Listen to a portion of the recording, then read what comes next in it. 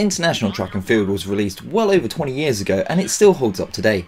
Admittedly, the graphics are pretty dated, but that's to be expected with an early PS1 release. The game made by Konami is a spiritual sequel to their Track and Field series, a 3D version where up to 4 players can take part in 11 Olympic events, ranging from 100-meter sprint, high jump, javelin, pole vault, swimming, and a few others. This game is a perfect example that just because the graphics might seem rubbish by today's standards, the actual gameplay is still there, and that's what keeps me coming back to it.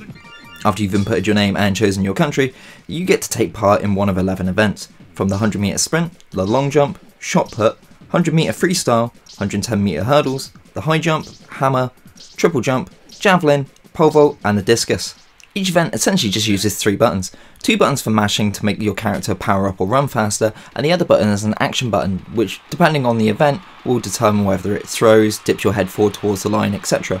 Each event barely lasts longer than a minute, so as a multiplayer game it's great because it means you can get multiple rounds in really fast. Since this game has come out, a lot more of the newer Olympic games have become more complicated aside from the Mario and Sonic versions. A lot of the newer games do have more events, but there's a far greater complexity to them. This and its sequel on the other hand, you and your friends can just sit down, mash buttons and just have a good time. The events can be split up into 3 genres. You have the running events, which does include swimming, in which you just have to mash the buttons as fast as possible to reach the goal line. You have the throwing events such as the hammer, javelin or discus, where timing is key. Finally, you have the jumping events such as the high jump and the pole vault. These do require a bit more precise timing, especially the pole vault, which I find to be the hardest event out of them all. It's also the only one I can think of that I've never achieved a world record on. Achieving a world record does also bring one of my favourite sound effects that I've ever heard in any game ever. It's a new record! Overall, the variety of events is good.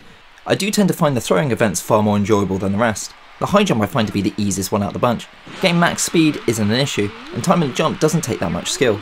And that's the best thing about this game. It doesn't matter who you are, if you can just press 2 buttons you can pretty much play this game.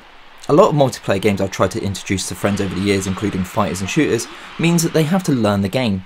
But with this there's an instant enjoyment, and anyone can beat anyone at any point. It doesn't matter if you're able to ace all the events if you're not able to actually do them when you need to. Like I said at the start, graphically, this game doesn't look particularly good these days. Character models are pretty blocky, but they do have good animation. Seeing your athlete at the end of the event celebrate is probably one of the funniest things as well as seeing the person who lost and came 4th at the very end. And that's about it. In terms of mode, there is a normal run through of the 11 events, one after another, where you can pick them in any order. There's a practice mode where you can just consistently play the same level over and over again, and there's a replay function where you can watch any world records you've beaten. The sequel did add more events to it, but to be honest I've always gone back to the original. If I ever need a game to bust out when I have friends over, International Track and Field is that game. No complicated instructions, no 10 minutes setting up controllers, 4 people just mashing buttons to their heart content. And while I do enjoy the Mario and Sonic at the Olympic Games, to me I don't really want to be waggling my arms around for ages. This is that perfect multiplayer game when you just want to bust out some retro goodness. Anyway, that's just my opinion on this game. Leave a comment below if you've played it and if you've managed to beat any of the world records.